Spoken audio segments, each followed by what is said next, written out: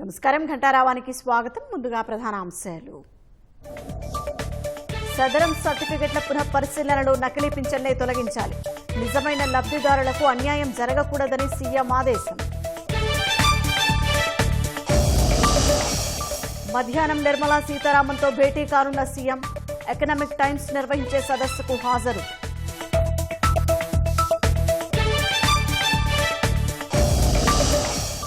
గోదావరి కృష్ణా నదులకు కొనసాగుతున్న వరద. ధవళేశ్వరం వద్ద రెండో ప్రమాద హెచ్చరిక జారీ.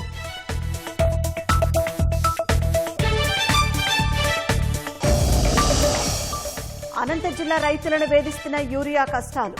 బ్లాక్ మార్కెట్ చేస్తూ కృత్రిమ కొరత సృష్టిస్తున్నారని ఆవేదన.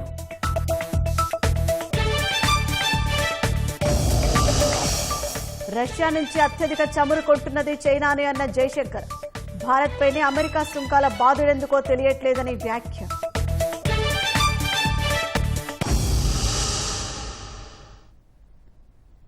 ముఖ్యమంత్రి చంద్రబాబు మధ్యాహ్నం కేంద్ర ఆర్థిక మంత్రి నిర్మలా సీతారామన్తో భేటీ కానున్నారు. రాష్ట్రానికి రావాల్సిన ఆర్థిక వనరులు, వివిధ ప్రాజెక్టులకు అనుమతుల గురించి ఆమెతో చర్చించనున్నారు. ఆ తర్వాత 16వ ఆర్థిక సంఘం చైర్మన్ అరవింద్ పనగడియాతో సమావేశమవుతారు. అక్టోబర్లో ఆర్థిక సంఘం కేంద్ర ప్రభుత్వానికి నివేదిక సమర్పించనున్న వేళ ఆంధ్రప్రదేశ్కు అదనపు నిధులు కేటాయించేలా సిఫార్సు చేయమని ఆయన కోరే అవకాశం ఉంది. సాయంత్రం ఢిల్లీలో జరిగే economic times world leader forum ప్రోగ్రాంలో చంద్రబాబు పాల్గొని పారిశ్రామికవేత్తలను ఉద్దేశించి ప్రసంగించనున్నారు. ఆ తర్వాత కేంద్ర సాంకేతిక శాఖ కార్యదర్శి అభయ్ కరందికర్ను కలిసి రాష్ట్రానికి సంబంధించిన ప్రాజెక్టులపై చర్చించనున్నారు.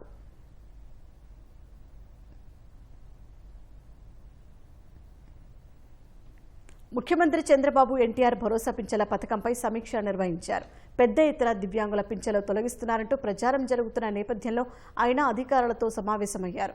వైసీపీ హయాంలో అడ్డదారిలో సదరం సర్టిఫికెట్లు తీసుకుని పింఛన్లు పొందుతున్న వారి వివరాలను అధికారులు సీఎం ముందు ఉంచారు. ఎలాంటి వైకల్యం లేకుండానే కొందరు పింఛన్లు తీసుకుంటున్నట్లు ఇటీవల చేసిన పునః పరిశీలనలో తేలిందని సీఎంకు తెలిపారు. ప్రత్యేక వైద్య బృందాలను నియమించి అన్నరులను గుర్తించామన్నారు. నకిలీ పింఛన్లు మాత్రమే తొలగించాలని, నిజమైన లబ్ధిదారులు ఇబ్బంది పడకూడదని ముఖ్యమంత్రి అధికారులకు స్పష్టం చేశారు. తాత్కాలిక సర్టిఫికెట్ల ద్వారా దివ్యాంగుల పెన్షన్, హెల్త్ పెన్షన్ తీసుకునే వారికి ఎప్పటిలా పింఛన్ అందించాలన్నారు. వారికి పంపించిన నోటీసుల శాతం వెనక్కి తీసుకోవాలని ఆదేశించారు.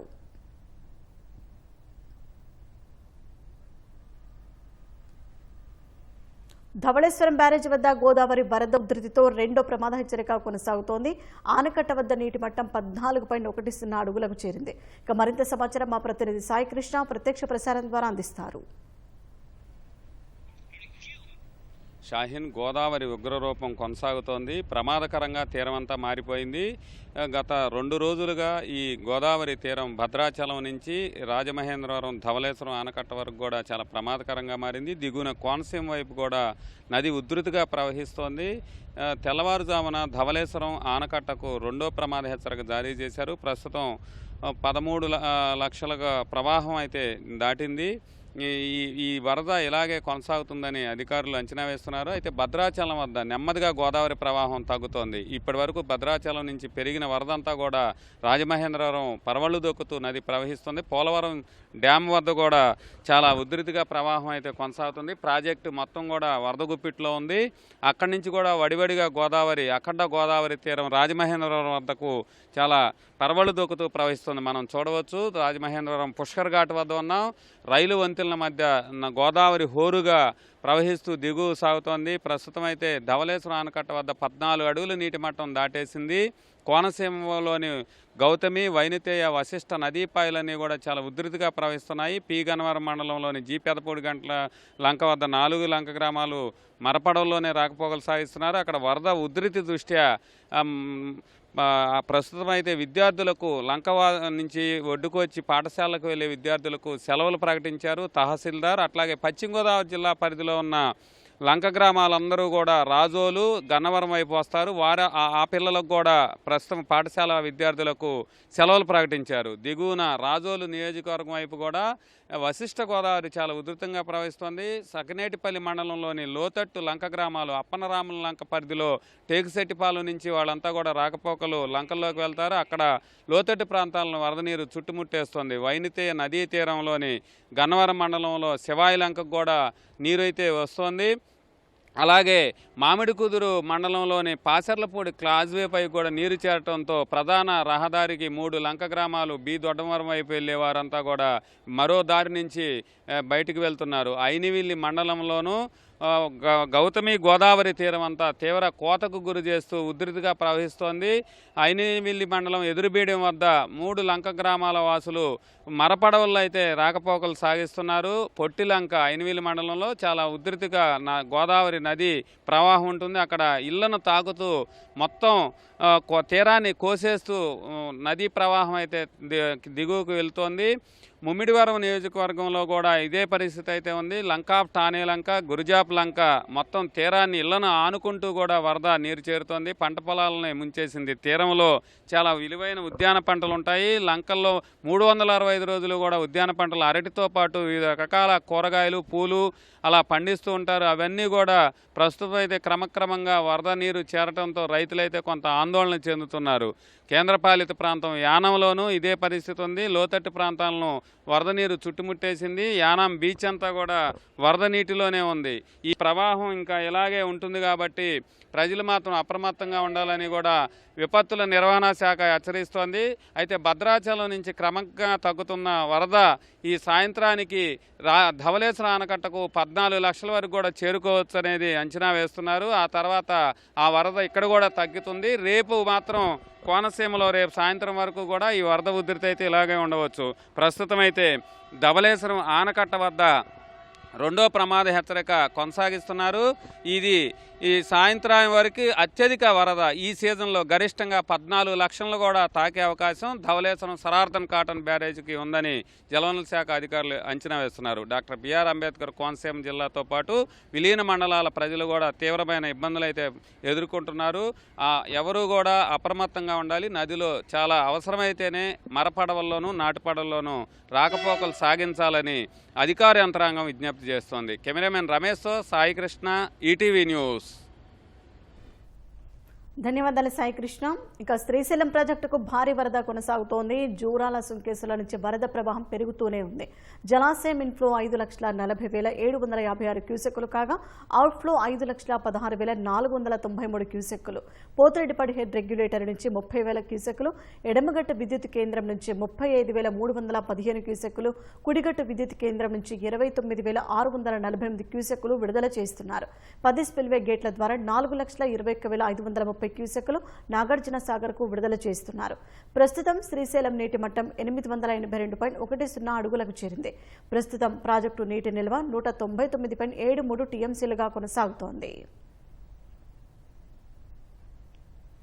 ఎగువ రాష్ట్రాల్లో కురుస్తున్న వర్షాలకు కృష్ణమ్మ పరవళ్లు తొక్కుతోంది. పులిచింతల ప్రాజెక్టు నుంచి వస్తున్న వరద నీటితో ప్రకాశం బ్యారేజీ నిండుకుండలా కలకలలాడుతోంది. భారీగా వరద నీరు వస్తుండటంతో 69 గేట్లను పూర్తి స్థాయిలో ఎత్తి నీటిని దిగువకు విడుదల చేస్తున్నారు. బ్యారేజీ వద్ద మంగళవారం నుంచి మొదటి ప్రమాద హెచ్చరిక కొనసాగుతోంది. గురువారంతో పోల్చితే 80,000 క్యూసెక్కుల మేర వరద నీరు తగ్గిందని జలవనరుల శాఖ అధికారులు తెలిపారు. వరదను ఎప్పటికప్పుడు అంచనా వేసి తీర ప్రాంత ప్రజలను అప్రమత్తం చేస్తున్నట్లు వెల్లడించారు. లంక గ్రామాల ప్రజలను నదీ తీర ప్రాంత వ్యవసాయ భూముల వైపు వెళ్లొద్దని సూచించారు. వరద ఉధృతి ఉండటంతో భవానీ ఐలాండ్కు తిరిగే పర్యాటక బోట్ల సర్వీసులను పూర్తిగా రద్దు చేశారు. వైసీపీ వీర విధేయుడు వ్యూహం సినిమా నిర్మాత దాసరి కిరణ్ మోసాలు ఒక్కొక్కటిగా వెలుగులోకి వస్తున్నాయి. తన రియల్ ఎస్టేట్ కంపెనీలో వాటా ఇస్తారని దగ్గరి బంధువు గాజుల మహేష్ నుంచి నగదు తీసుకుని ఇవ్వకపోవడంపై విజయవాడ పట్టమట పోలీసులు మరో కేసు నమోదు చేశారు. గాజుల మహేష్పై దాడి కేసులో దాసరి కిరణ్తో పాటు మరో 5 నిందితులను అరెస్టు చేశారు. వ్యూహం సినిమా నిర్మాత దాసరి కిరణ్ తన రియల్ ఎస్టేట్ సంస్థలో వాటా ఇస్తానని గాజుల మహేష్ నుంచి డబ్బులు తీసుకుని ఇవ్వకుండా మోసం చేసిన తీరుపై బాధితుడు ఇచ్చిన ఫిర్యాదుతో విజయవాడ పటమట స్టేషన్లో కేసు నమోదైంది. ఇచ్చిన అప్పును తీర్చమని అడిగేందుకు విజయవాడలోని కిరణ్ కార్యాలయానికి వెళ్లిన మహేష్ దంపతులపై తన అనుచరులతో దాడి చేయించిన ఘటనపై 18వ తేదీన కేసు నమోదు చేశారు. ఈ కేసులో నిందితుడు కిరణ్ ను హైదరాబాద్ లో విజయవాడ పోలీసులు అదుపులోకి తీసుకున్నారు. కిరణ్ తో పాటు అతని అనుచరులు నాగతేజ, దుర్గాప్రసాద్, గౌతమ్, సాయి చైతన్యలను అరెస్టు చేశారు. వీరిని గురువారం 4వ ఏసీఏఎం యు రామ్మోహన్ ముందు హాజరుపరిచారు. ఈ కేసులో హత్యాయత్నం సెక్షన్ వర్తించదంటూ మెజిస్ట్రేట్ వారి రిమాండ్ను తిరస్కరించారు. నిందితులకు 41A నోటీసులు ఇవ్వాలని పోలీసులను ఆదేశించారు. గాజుల మహేష్ కు నిందితుడు కిరణ్ కుమార్ వరుసకు బావ అవుతాడు. అతనికి సంబంధించిన రియల్ ఎస్టేట్ సంస్థలు ఆనంద నిలయం డెవలపర్స్, చైతన్య కిరణ్ హౌసింగ్ కంపెనీల్లో 10% వాటా ఇస్తానని నమ్మించారు. కిరణ్ బెంజ్ సర్కిల్ సమీపంలోని మాతా టవర్స్ లోని 5వ అంతస్తులో 2 రియల్ ఎస్టేట్ సంస్థల కార్యాలయాలు నడుపుతున్నారు. దీంతో మహేష్ 2022 నుంచి 24 వరకు విడుదల వారీగా ఆనంద నిలయం కంపెనీతో పాటు కిరణ్ బ్యాంకు ఖాతాలకు 2.5 కోట్ల నగదు బదిలీ చేశారు. ఈ సొమ్మును కిరణ్ రియల్ ఎస్టేట్ వ్యాపారంలో పెట్టుబడి పెట్టకుండా వ్యూహం సినిమా నిర్మాణానికి ఖర్చు చేశారు. ఈ పెట్టుబడిలో అసలు కానీ వాటా కానీ ఇవ్వలేదు. దీనిపై కిరణ్ ను అడిగితే సరిగ్గా సమాధానం చెప్పకుండా తప్పించుకుంటున్నారు.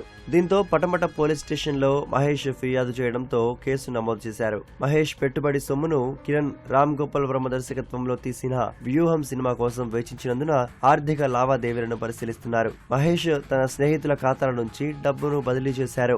ఈ ఖాతాలను పోలీసులు వడపోస్తున్నారు. రియల్ ఎస్టేట్ కంపెనీ కిరణ్ ఖాతాల నుంచి ఎక్కడికి నగదు వెళ్లింది అన్న కోణంలో దర్యాప్తు చేస్తున్నారు.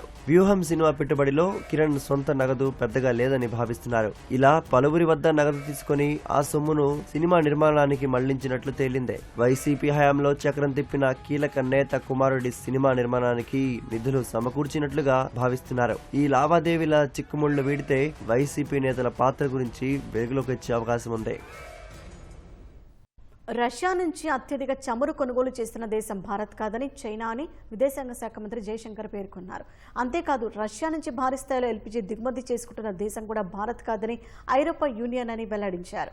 3 రోజుల పర్యటనకు మాస్కో వెళ్లిన ఆయన రష్యా నుంచి చమురు కొనుగోలు చేస్తున్నందుకు భారత్పై అమెరికా విధించిన సుంకాలపై స్పందించారు.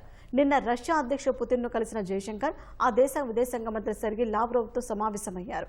తర్వాత మీడియా సమావేశంలో భారత్పై అమెరికా విధించిన సుంకాలపై ఓ విలేకరి అడిగిన ప్రశ్నకు జయశంకర్ ఘాటుగా సమాధానమిచ్చారు. ప్రపంచ ఇంధన ధరల స్థిరీకరణకు భారత్ సాయాన్ని అమెరికా కోరిందన్న ఆయన రష్యా నుంచి చమురు కొనుగోలు చేయాలని కూడా అగ్రరాజ్యమే సూచించిందన్నారు. 2022 తర్వాత రష్యాతో వాణిజ్యం అత్యధికంగా జరిపిన దేశం కూడా భారత్ కాదని స్పష్టం చేశారు.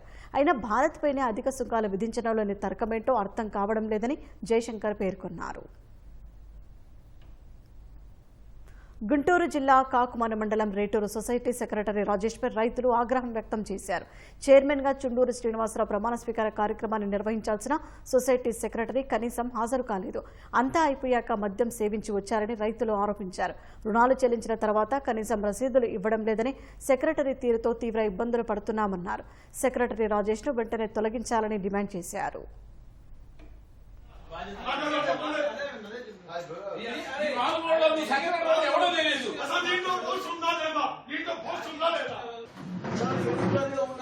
అందరి అభిప్రాయం కనుక డిపార్ట్మెంట్ వచ్చావా మీకు ఇన్వెస్టిగేషన్ మొత్తం తెలుసు మీరేమి వహించాలా లేదా కరెక్ట్ కాదులే కానీ మీరు ఇవన్నీ ఒకసారి సెక్రటరీ నడిపినా ఇంతవరకు మీరు మాత్రం మీరు వచ్చిన రాత్రి ఈ విధంగా జరిగింది.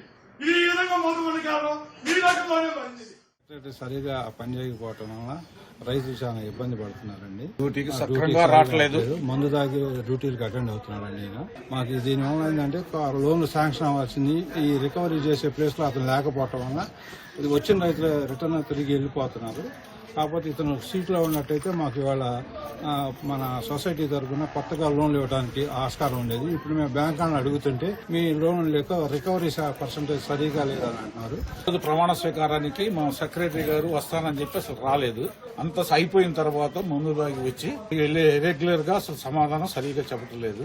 మరి సొసైటీ ఇక్కడ రైతులందరూ యూరియాను మామూలుగా డిఏపిని గొడవ చేస్తున్నారు. మరి వాళ్ళు సక్రంగా ఇద్దామంటే అందుబాటులో సరిగా లేదు సెక్రటరీ. అనంతపురం జిల్లాలో యూరియా కొరతతో రైతులు తీవ్రంగా ఇబ్బంది పడుతున్నారు. జిల్లాకు సాధారణ కోటా కంటే 2000 టన్నుల యూరియా అదనంగా తీసుకొచ్చామని అధికారులు చెబుతున్నా బస్తా కూడా దొరకడం లేదని అన్నదాతలు వాపోతున్నారు. యూరియాను బ్లాక్ మార్కెట్ చేస్తూ కృత్రిమ కొరత సృష్టిస్తున్నారని మండిపడుతున్నారు. మరింత సమాచారం మా ప్రతినిధి లక్ష్మీప్రసాద్ అందిస్తారు. అనంతపురం జిల్లా వ్యాప్తంగా రైతులు యూరియా దొరక్క తీవ్రంగా ఇబ్బంది పడుతున్నారు.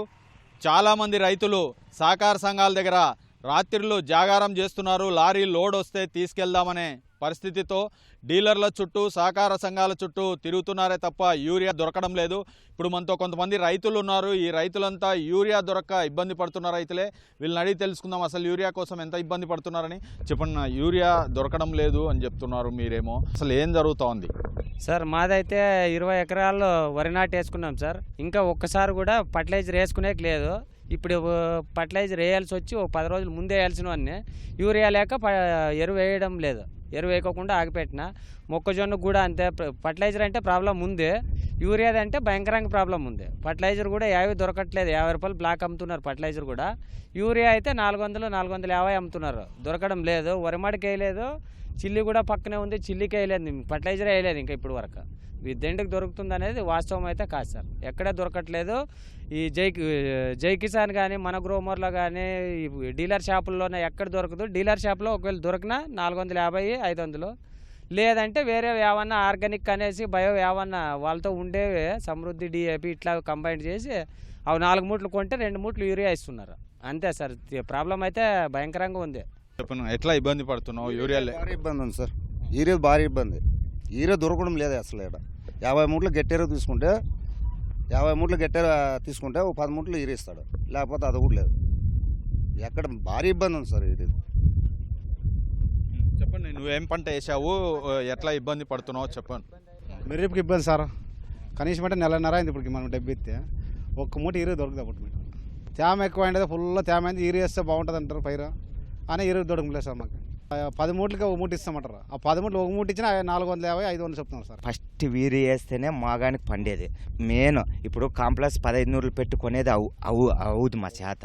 1500 పెట్టి కొనుక్కున్నప్పుడు ఏం చేస్తామంటే కొంచెం 1 సెంచి కాంప్లెక్స్ కలుపుకొని 2 సెంట్లు ఈరి వేసుకొని చేసుకుంటాం. మెయిన్ ఈరి వేస్తారు మాకు. ఇన్నుట సొసైటీ 260 రూపాయలు ఇస్తుంటే కడగన 400, 500, 600, 700 ఇంక చెప్పుకూడదు సార్ అన్నమాట. చెప్పు, ఏం పంట వేసావు, ఎట్లా ఇబ్బంది పడుతున్నావు? మాగానే వేసిన సార్. నేను ఎకర వేసినాను. ఇంతవరకు ఏరియా అనేది వేయలేదు సార్. ఇంకా వేయాలని చూసినాం. అడిగి ఒకసారి గట్టి వేసినా సార్. DAP అది వేసినాము. అది కూడా ఎక్కువ రేట్ చెప్తున్నారు.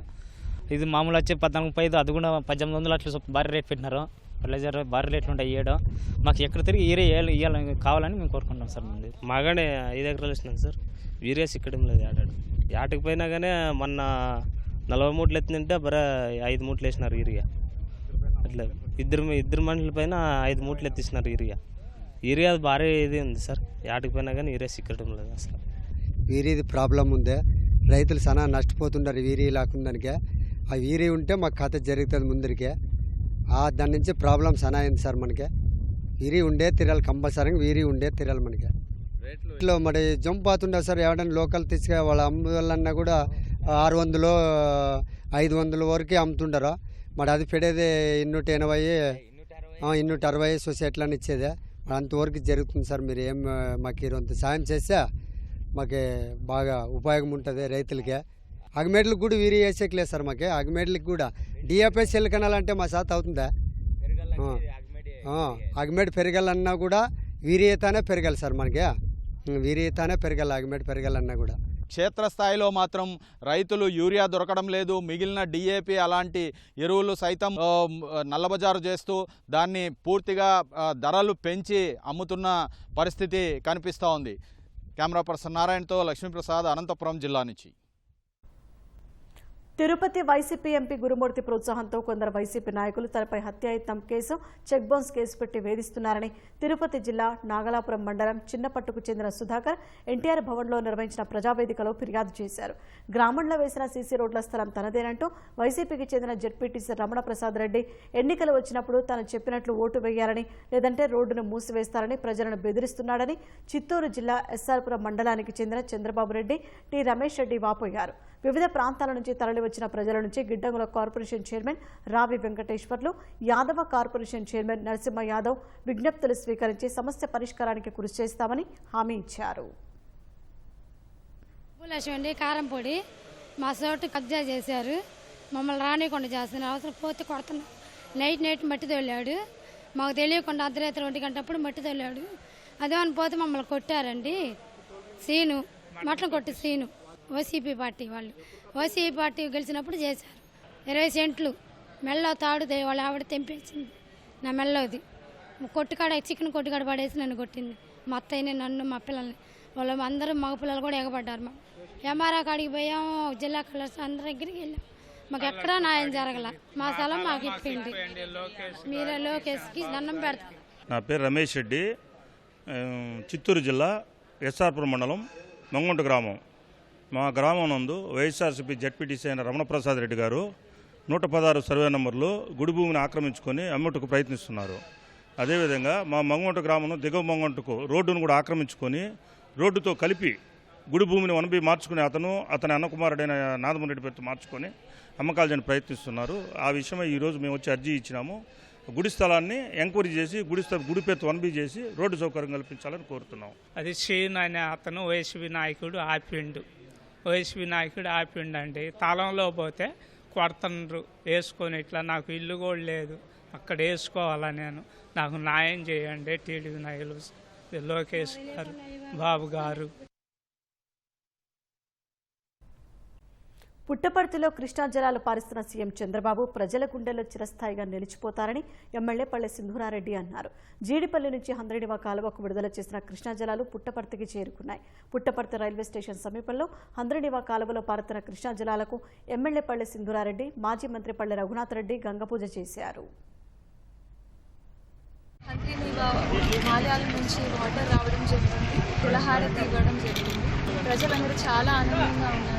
అక్కడ నుంచి హంద్రీనివా ప్రాజెక్టులో లైనింగ్ చేయడం వల్ల త్వరగా వస్తున్నాయి నీళ్ళు. అదేవిధంగా ఎక్కువ శాతం కూడా వస్తున్నాయి. త్వరలోనే మారాల చెరువు ఇంకా మిగతా అన్ని కూడా నింపడం జరుగుతుంది. ఇక్కడ కొంతమంది ప్రజలు ఇక్కడ భూములకి బ్రిడ్జ్లు అవి కూడా త్వరలోనే కంప్లీట్ చేయడం జరుగుతుంది. ఇంకా రాబోయే కాలంలో ఇక్కడ బోర్లకి కానివ్వండి, రైతులకు కానివ్వండి, నీళ్ళ సమస్య అయితే ఖచ్చితంగా ఉండేది. చాలా అద్భుతంగా సాగు జరుగుతుంది. వైసీపీ రాజ్యసభ సభ్యుడు మేడ రఘునాథ్ రెడ్డి గురువారం ఏఐసీసీ అధ్యక్షుడు మల్లికార్జున ఖర్గేను ఆయన నివాసంలో కలిశారు. ఉపరాష్ట్రపతి ఎన్నికల్లో ఎన్డీఏ అభ్యర్థికి మద్దతు ఇస్తామని వైసీపీ ప్రకటించిన వేళ ఆ పార్టీ సభ్యుడు కాంగ్రెస్ అధ్యక్షుడిని కలవడం ప్రాధాన్యం సంతరించుకుంది. అయితే ఇది కేవలం మర్యాదపూర్వక భేటీయేనని మేడా ప్రకటించారు.